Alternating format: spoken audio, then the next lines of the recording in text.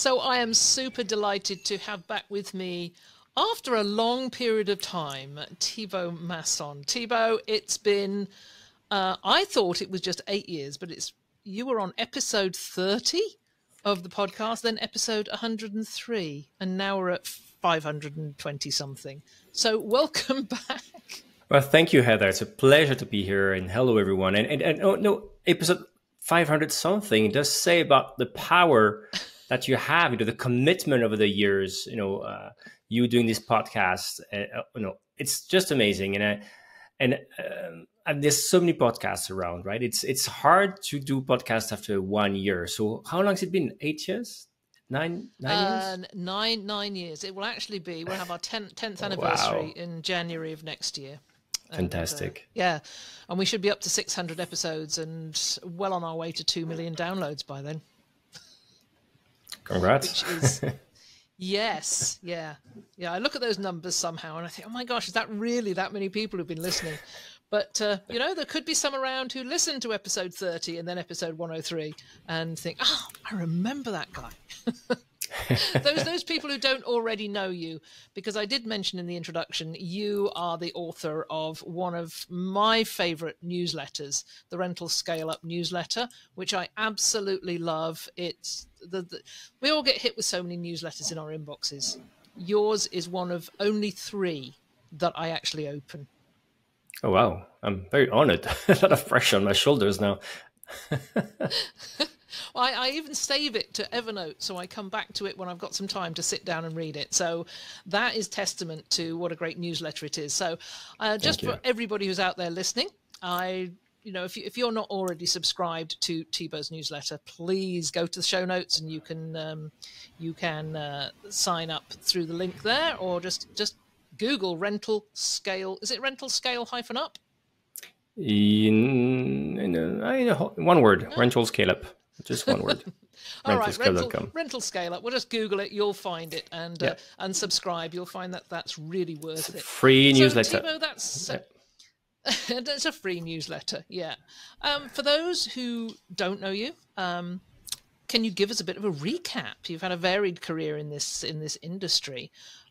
What have been the highlights over the years, and what are you doing now? It all started in my 20s with my ex. We basically spent some time on a small French island called St Barths, and we saw these nice houses on the island. We're like, wow, it's beautiful. Let's just talk to a property manager and pretend we are interested in buying a place like this. This is called villa hopping on the island. It's a thing. And of course, property managers hate this because it's such a waste of time. But again, it was some time ago. And we did this and we talked with this guy. Was just amazing. He's like, you know what? This is a house you're seeing here, but actually, it's not a house. It's a business. Because on the islands, 70% of the guests will come and stay in a villa. So the whole island lives from villa rentals. Oh, villa rentals. Okay. And you know what? So this one of the villas we're going to visit is for sale. It's not the fanciest, not at all. It's not the fanciest at all. But if you go to local bank, because you're a French citizen, this is a French island, and there's already bookings for next year. There's already revenues that will stream in next year. They know that it's in the books. I know because I'm the property manager. It's in my books. So the bank certainly is going to be able to lend you money. So, of course, we both had a good job in Paris. But again, we're like, oh, that's interesting. And we thought about this, negotiated a bit the price. And boom, in our 20s, basically, we owned a villa in the Caribbean, which sounds fancy, especially as we could not afford an apartment back in Paris. Again, I was more than 25 years ago. Things have changed. But again, not a fancy house, but sounds great. So that's how it got started, and it was great. And again, I was working with a villa property manager out there, being a remote, host. Not even a host at the time because I was not doing anything. It was fantastic. It was just I had to be back alone, but I was getting the money. The property manager was doing everything, marketing the villa, welcoming people at the airport, guiding them to the villa, and and guests can be sometimes demanding. They were handling everything. It was fantastic. And then at some point, we built a house in Bali. Again, you have to go to episode number 30 of the whole story, but that's we said we're going to do the same. We're going to build a house there, and it's way cheaper than in St Barths. Fantastic. and we're going to give the keys to a property manager. But we went to see a big property manager there. Like, they said, we love your villa, but we're not going to take it on board.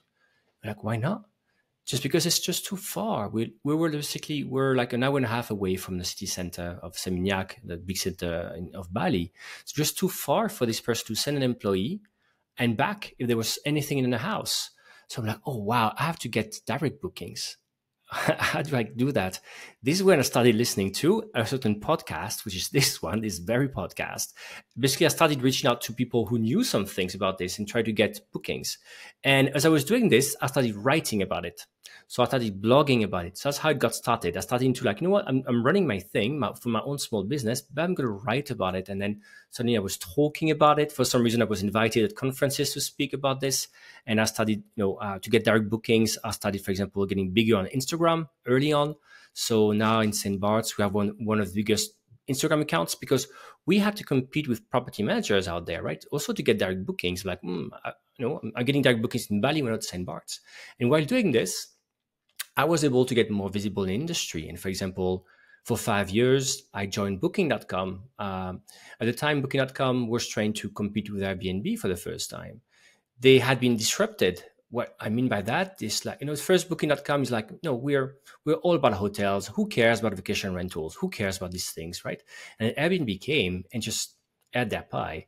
And they're like, oh, we have to react. We have to bring in people from the vacation rental industry. So I spent 5 years at headquarters at Booking.com trying to adapt the product from hotels to vacation rentals. It was very interesting because I got to learn how a big company thinks and acts or doesn't act sometimes, and why it sucks sometimes. Sorry for my words, or sometimes it works out. And one of the things I had to do there also in my job, also had to look at whatever Airbnb was doing and report this back to the leadership team at Booking.com. So I left Booking. I started blogging again, of course, blogging about the industry, about Booking.com, Airbnb, about new technology. And as I was doing this, I was also doing some consulting for some tech companies in industry because I always liked tech. I've always liked tech.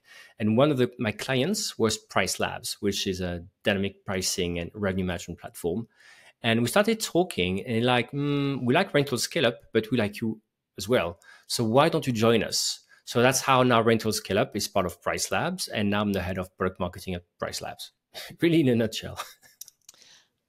that is a great history. It's a history of complete absorption into the industry. Can you imagine what would have happened if you hadn't done that villa hopping at the very outset? You may not be here at all. But isn't it fantastic, Heather? Also, how in the vacation rental industry, you talk with people, they always have had like 4 or 5 lives, change countries. It's such an amazing industry. You feel like it's like if you're an expat or something like this, the only way to survive abroad is to open a property management company or have a rental. I find it fascinating, and that makes our industry so interesting. You have warm people, interesting people. That's always great stories after going to a conference. You have a drink and you start talking with great people. I love this industry. Oh, yes, me too. I mean, mine 25 years in, I still haven't lost that passion. But one thing that, and I'm segueing out now into sort of the topic of this conversation, which is dynamic pricing and revenue management. And, I ran a property management company for 20 years. We did not adopt any real revenue management strategies over and above manually upping and downing some pricing because that's the way we felt like it, rather than on the back of any data. To let myself off the hook a little bit, I would say that in our area of Ontario, it took a long time before Airbnb got here, and everybody did direct booking. So there was very little in the way of data. Of course, there is now. And I think if I was back in that company, which I sold a year or more ago, if I was back there, I would be head deep into revenue management strategies. And that's what we're going to be talking about, because I'm not the only one, I'm quite sure, that is either never done it or has started out and is not really sure how to carry it out. So I want to go back to the basics here of revenue management, dynamic pricing, and ask you first off, What is it and how does it work? So There's a basic first, 101 question there. so dynamic pricing. So dynamic pricing, it's got different names, right? It's called surge pricing. If you ever book an Uber, it's called time-based pricing sometimes in the airline industry.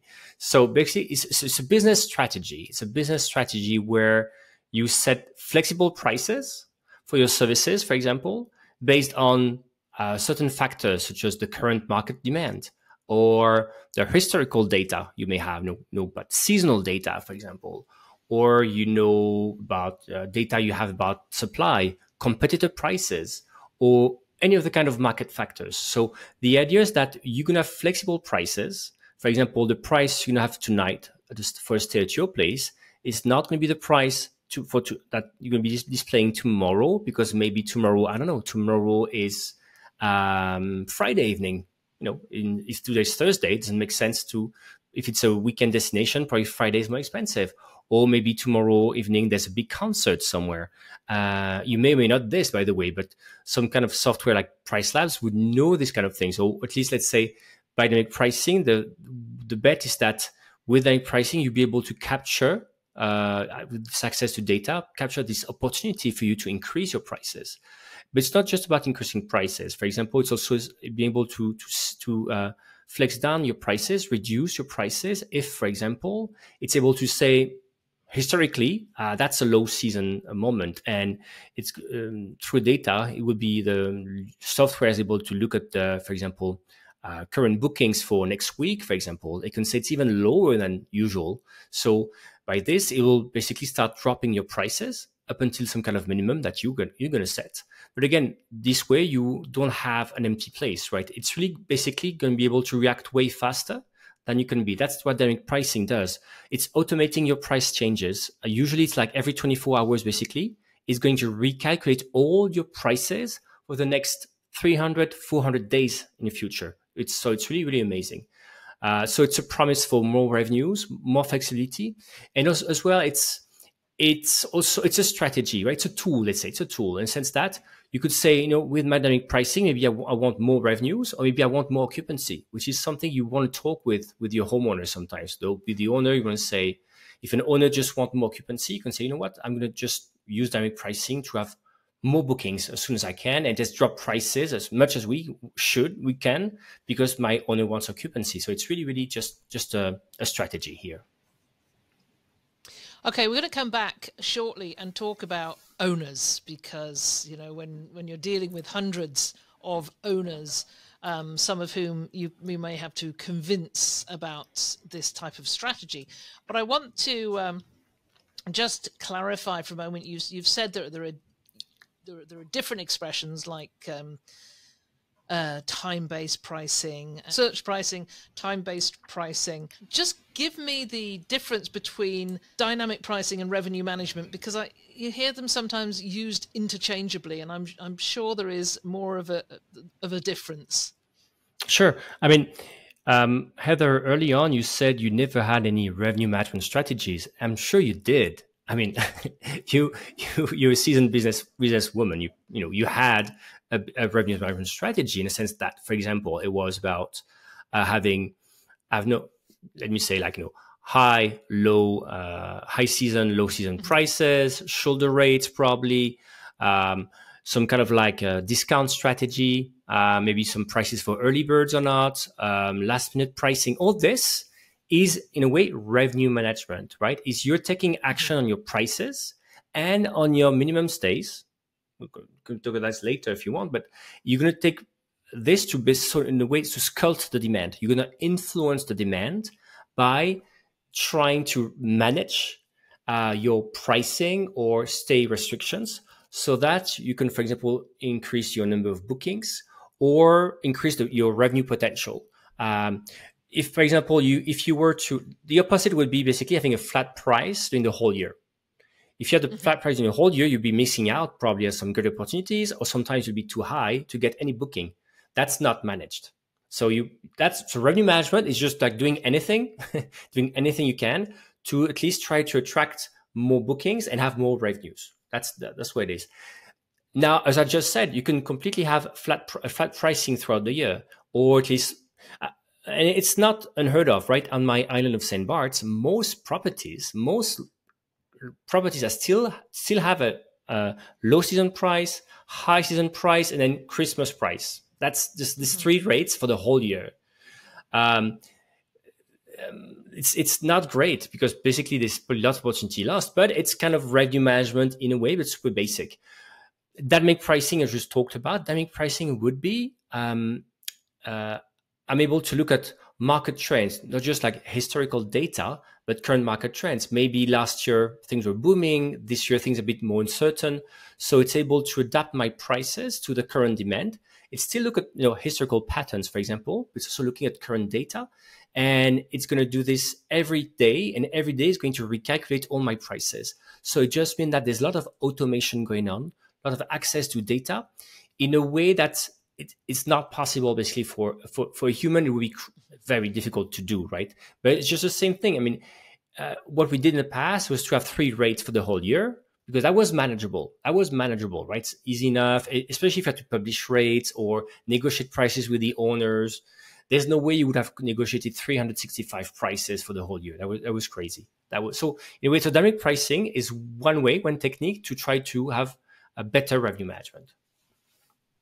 Yeah, you're absolutely right. We did operate revenue management, but we did have set it and forget it pricing. So we had high, low. In fact, for years we just had a high season and a low season. That was it.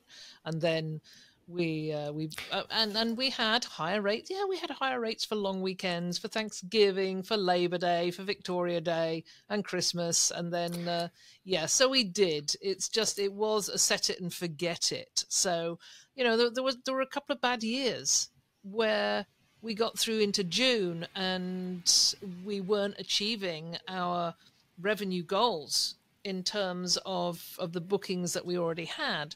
And I can see now where we could have been much more successful if we'd used, let's say, better revenue management strategies. Yeah, and also sometimes as well, it all starts with data in a way, right? So all these tools, the first thing, they give you access to, they have access to a lot of data. For example, Price Labs every day goes to Airbnb, Booking.com, Vrbo, and just scans everything on their website to see how much prices are changing, how many bookings they're getting, to then get this data, process it, right? But even if, so basically any kind of tools like this, any tool in the market will give you access to some kind of market reports. So even if you're on the fence about automating everything, at least you have access to this data that give you an idea about are things changing. I know my market, but how are things this year? That's always useful to know, even if we know our markets. That's the first thing I would say. But another bit as well, I heard that's really important is that I said search pricing and I said Uber. If you ever try to book an Uber and were the victim of some kind of search pricing, when you realize the prices are doubling up, tripling because it's midnight, I'm in the middle of nowhere and I feel not safe and I want to get out of here, you're outraged, right?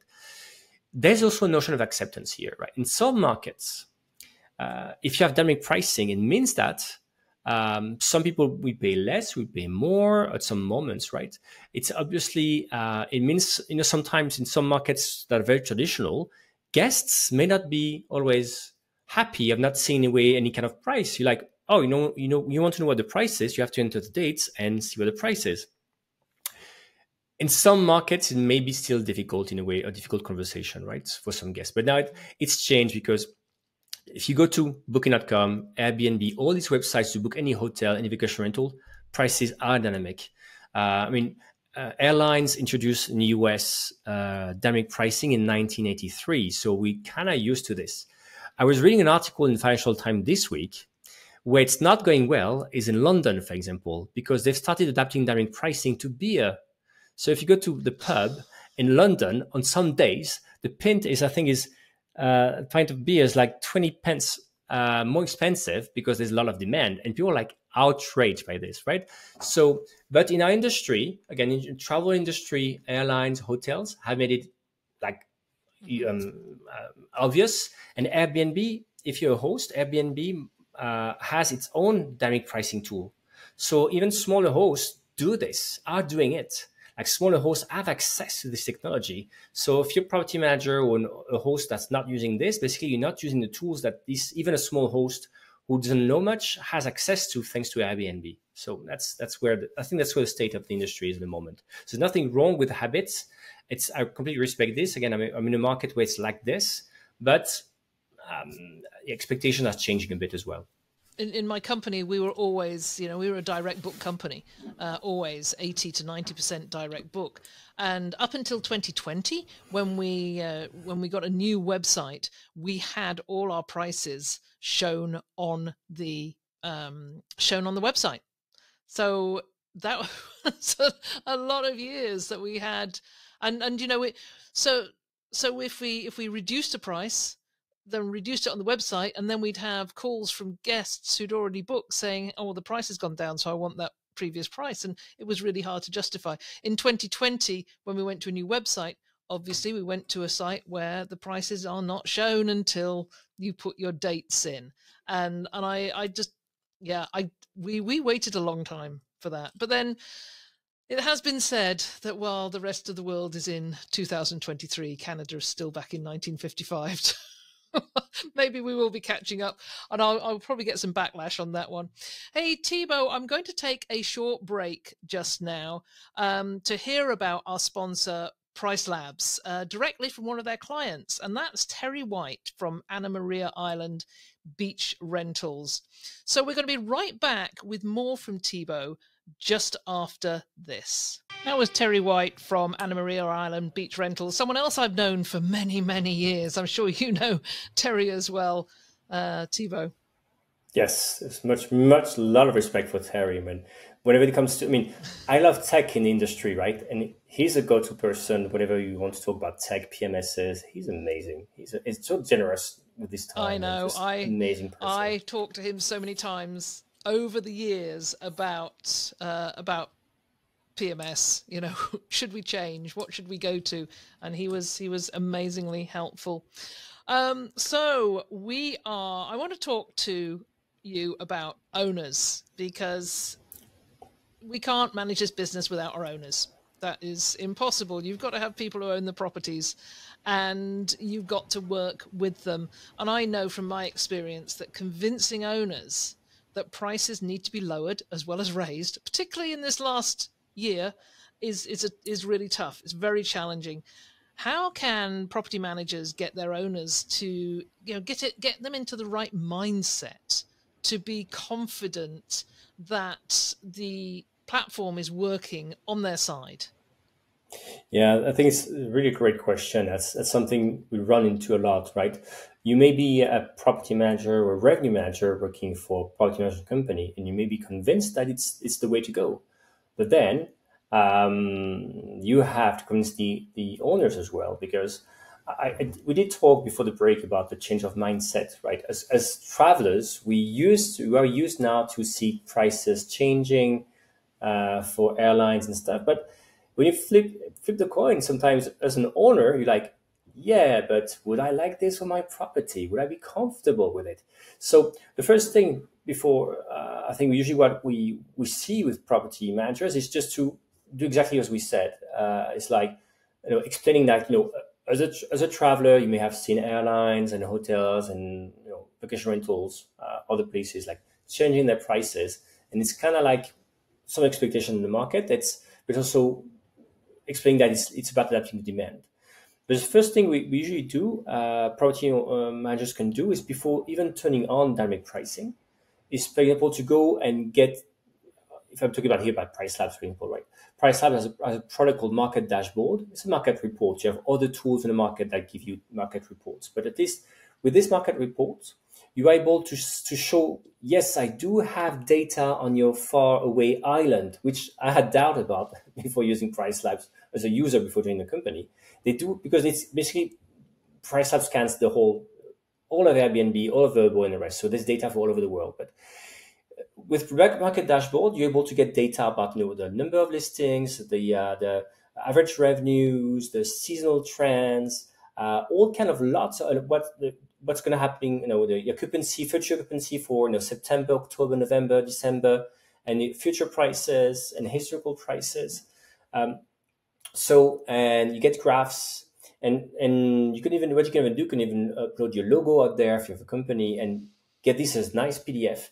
And with this, you're actually able to show, because if it's very abstract to talk about, yes, market, Hmm. demand changes, but if suddenly I'm showing to the owner his or her own market, that they know their market, and so it's seasonal, right? The high season in your market is, for me, for example, is December, because it's Caribbean, it's a Christmas, this the winter destination. Like, oh yeah, so they can see, they get it, so you can see, and then suddenly showing them their market. You see how occupancy is changing, CIT is changing. You can see the prices on the market, prices are changing. So we just want to embrace this. That's the reality of the market. We're going to help you ride this wave of demand. You can see, things go down at some point. In June, for example, in Caribbean, it's very low. So that's probably when we should be lowering our prices. But they should be probably lower than in May. May is still okay. So having a flat price for low season in May and June is not going to make sense, because if you low enough for June, you're too low for May. Or if you have the May prices for June, you're too high to get any booking. So that kind of conversation has to be very concrete. Again, having a PDF, which could be, again, you can even print out, make things even more easier, because people can use a pen and show things with dialogue. So that's the first thing. Showing this, there's actually data. You can actually just show you the market. The second thing is then talking about the revenue upside. That should be very clear. Yeah. In a sense that, sometimes it's unlocking the fact that we are able to push prices at more higher than we thought we would be able. So there's some resistance here, because, oh, we don't want to be too expensive. But sometimes, you know what, it's the demand. If you're an owner, you have this one night to sell. It either sells or not, a certain price, right? You're not going to be able to sell like 20 items. Today, I'm not saying 20 nights. I'm saying with that one night. So I want to maximize the price of that one night I have. So that's also a mindset where to say to people, it's okay to ask for more, because again, we'll be dropping the prices at some point, maybe to be able to, again, match demand. And you have to talk about safeguards. Like, for example, you're going to set up a minimum price, right? You're not going to drop the prices like crazy, right? So there's safeguards.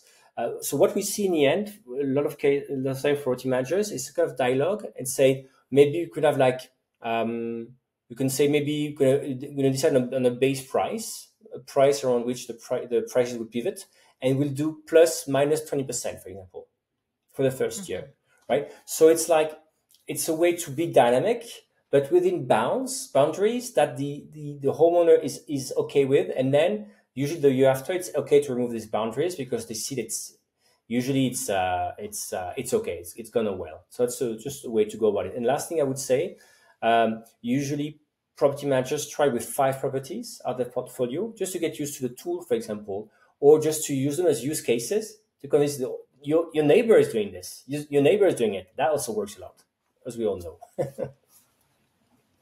That's great. I love the idea of having something printed. People like to see something that they can, on paper still, that they can actually see, that shows all the figures, and yes, if you can have graphs and something that's really visible, that indicates what they might be missing out on if they don't follow Yeah, that. because The other thing I love, go on. and the report also shows competing listings, right? So you should look at your competitors, look at what they're doing. So suddenly you're like, okay, it's really concrete, because you can see, oh, it's your neighbor's house. That's their prices. Again, it's very concrete. The other thing I really liked, and I've forgotten what the other thing I really liked was. I'll come back to that. It's one of those moments, Thibault. So, is this an easy DIY route to follow? I mean, we talked about this, manually. I can see it's tough to do it manually, but even with using a platform like Price Labs, can somebody do it themselves, or do they need somebody to help them out, do it for them? I know there's dedicated revenue managers in large companies, but if you're just starting out, or you just got one or two properties, can you do it yourself? Yeah, so the one, two, three properties, I'm in this case, right? And I did it myself. And I didn't know much about revenue management before joining the company, to be really honest. It was just like you. And to me, by the way, it was just about pricing. You talked earlier about, set and forget it. Quite some people use price labs this way. Actually, they trust the algorithm. They're going to set up basically a base price, which is going to say, oh, indicate my I'm in this market, my property is maybe more high end or more affordable, or I'm in the middle of the market. And then they will let the prices fluctuate with what we see in the data. Maybe usually they're going to set up as well a minimum price. And what they're going to set up as well is at least some kind of minimum stay restrictions. Like we don't take bookings below 5 nights, for example. And then they would let the machine go. And that's what I did. And I would go every month just to say, oh, do I need to refresh this base price, this pivot, this like big price that's in the middle of everything. And Price Labs, for example, has tool to give you advice on how to come up with base price. We're going to analyze we're going to analyze the 250 properties around your listing and see how they're doing. And again, depending on the standard you think you are, we're going to say, for this standard, your base price should be this and that, and then you're going to make prices fluctuate. So it's very easy. Now, if you're a larger company, you have more listings, right? And again, usually companies that have fewer than 100 listings will do it on their own.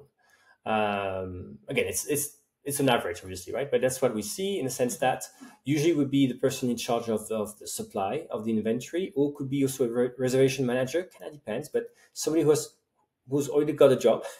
They're also tasked with doing this, right? They would add a new property through the PMS. They would basically synchronize with the PMS Price Labs. That's going to show up in Price Labs, and they're going to set it up. And what's good is that you can then have groups. What I mean is that you can imagine you have a group for a certain market, or you have group, for example, your new properties. Imagine your new properties. Maybe you want to have a bit more. You want to be a bit more aggressive because you can get reviews fast. Because as soon as you have reviews, you have this virtual circle. You can increase your prices. So maybe a new listing going to add to this group that's already got its own settings about price strategy or minimum stays. It's all there. So it's actually doable, because then you basically think more of groups. You don't have to have like an individual strategy for the 100 properties you have. You can, but also you're saving time suddenly, right? So we have the analytics. With analytics, you're able to see some kind of performance metrics and see which properties are not going okay. And then you can focus on those and do the changes for those. So even if you have, again, inventory below 100 listings, it's still doable, because basically the ones in red are the ones where you need your attention. Now what we see after 100, between 100 and say 400, something like this, people tend maybe to hire a consultant. So an external who's going to do this for them. There's plenty of revenue management companies who do this. And then after this, they tend to hire someone. So that's what we see, right? You don't have to wait to have more than 100 listings to hire a revenue management company. Maybe with 20 properties, luxury, maybe you want to do this, because if you miss out on the booking, that's a lot of money you're missing out on. This is certainly part of me wishes I was back in my business, because I think it sounds like such fun to do. It is. It gives you. Yeah, go ahead. I love it as well. I'm excited. Sorry. What else was I going to ask you? So it was about revenue management and the growth, in fact, of the whole discipline of revenue management, because 5 or 6, maybe 10 years ago, it wasn't a discipline in its own right. Now I think there is a growing network of revenue managers, and then there's even a conference that is dedicated to it. Amy Hinote's DARM, Data and Revenue Management Conference, yes, which incidentally will be in Nashville in December, the first week of December. And will I see you there? May not be there, because I think it's we have holidays with the kids. Oh well, I'm sure Price Labs will be there. So for sure, because it is one of the Can't miss. It's such a focused conference, but this is something that was never thought of 6 or 7 years ago. And the fact that there would be a conference totally focused on data and revenue management just shows how important it is. Important, and how little education there is out there. It's not just a conference for people who know things. It's a lot of people go there to learn things, right? The value is amazing because in terms of revenue management, like I said, hotels are there, right? Each hotel has a revenue manager, because they go to hotel schools in a way, and they do exist, and you have revenue management classes, but vacation rentals are different, right? A hotel is one building with room types, and maybe you have 20 two bedrooms, or it's 20 single beds and 20 double beds, right? Vacation rentals, you have like 50 properties, they're all different, different locations, and it's very different. So you can't completely transfer the skills from the hotel world to our world. So a conference like this, or that's why we try to do with Price Labs as well. We know that we have to educate people. It's not that we think people don't know their market. People know the market, but again, the skills are just happening now. There's not many schools out there for vacation rentals in terms of revenue management. So yeah, the more we can, like on this podcast, the more we can do to say, there's resources out there. Just try to learn more and see for yourself. It's very important. And it's been interesting. I've been talking to quite a few people recently, before I started really delving into Price Labs and asking them, who do they use? And it's been interesting to hear so many people now saying, "Oh, I'm using Price Labs," and those are much smaller owners, as smaller companies, whether it's somebody managing 4 or 5 properties that they own themselves, like you owning your 2 properties. And so it is for the smaller operator just as much as it is for the, I was surprised when I joined the company. When I joined the company to do marketing, I was expecting to have, which they do have, large property management companies as clients with hundreds of properties. When I look, the biggest number is people with 1 or 2 properties, because there's plenty of us out there, right? It does mean it's interesting because a lot of people basically are on Airbnb. And Airbnb has a dynamic pricing tool, as I said, but they don't trust it. They say, wait a minute, you're going to be deciding the prices for me, but how do I know it's in my interest as the host? And it's kind of true, because Airbnb, in a way, their interest is to make sure booking is happening, right? And the guests and the hosts are kind of happy. So it's not optimizing completely in the host interest all the time. That's obviously, right? So you see a lot of people, even with just 1 property on Airbnb, not even on multiple channels, not even using a PMS, anything, they directly plug Airbnb into Price Labs. And to me, that was fascinating. It's fascinating because it does talk to how important prices is, and people realize this, and how some people are willing to learn the tools and use them even for this 1 property. And it's very affordable, I must say as well, right? That's also something to understand, is that it's very affordable.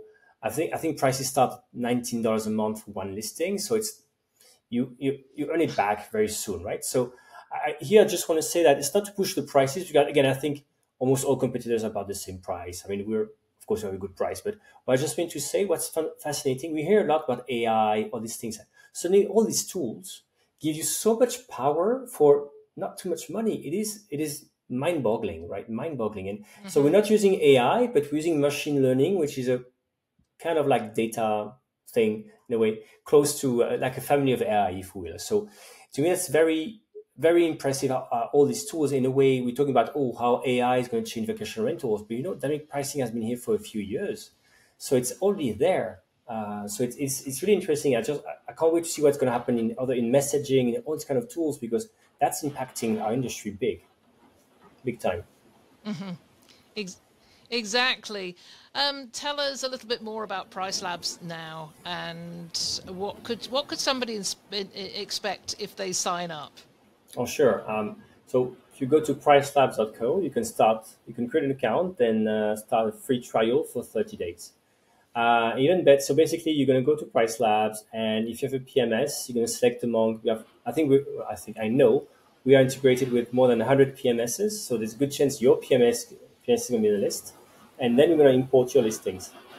And all the research or data I talked about, you're able to do this for free. The 30 days only start when you hit the button and say start syncing. So we're going to send then back the prices to your PMS, and the PMS is going to send prices back to on Airbnb and Booking and the rest every 24 hours. So for 30 days, this is free, right? You can see this. We have free onboarding, so it means that, for example, every day we do a live training. Every day, so you can get your training, get your questions answers, because again, education is key in this thing. If you don't educate people, have them use the tool, we're not successful. They're not successful, because then everybody's missing out. So it's really our goal. We're big on this. That's what we do. And last thing I want to say as well is that a mistake I made before joining Price Labs was to think it was about pricing. It's not just about pricing, it's about minimum stays. For example, in my market, people used to do Saturday to Saturday, 7 days, right? And I used to do this only, right? With Price Labs, looking at charts, looking at data, I could see there was a lot of demand for 5 and 6 nights, but nobody was doing this. And like, you know what? I'm going to open my calendar. I'm going to. It's easy in Price Labs to create rules, basically. And the rule is like, if I already got bookings, if in between there's a gap, and if the gap is, I'm okay with opening for 5 or 6 nights, but I am going to increase the prices by 20% on top of what you Price Lab is telling me to put, because I still have fixed costs. I still have the cleaning to do, the same villa, right? But I'm okay with that, and I know there's demand, and it worked out. It was fascinating for me. I was like, it was the first week after Price Lab. When you join Price Labs, whoever you are, do marketing, sales, developer tech, everybody has to do customer support. Even today, sometimes when you ask support for help, you may be talking to the CEO or the founders. Everybody has to do this. So I did my training. After a week, I came back. I'm like, wow, I have to change settings for my property because I never do this minimum stay thing. I have to be flexible as well in stays because, of course, I have to impose longer stays in the high season, shorter stays in between. But what do I do between 2 bookings? Well, I should open that but automate this. So that's what you'll be able to see with Price Labs, the pricing and the minimum stays. And again, usually you start out with just a few settings, you see how it runs, and you learn more and start doing more. Don't do everything at first.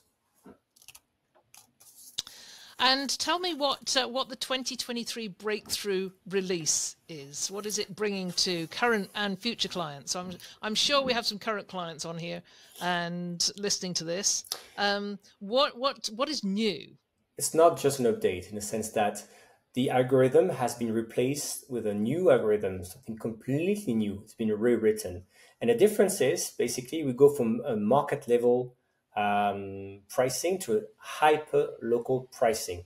Basically, what it means is that we know that from one side of a city, from one side of an island to another, the market is not the same. So refocus on the trends of what's happening in your property, in the properties around yours, to be able to even create price predictions that are even more accurate. And that's very unique in the industry. We're the only ones doing this.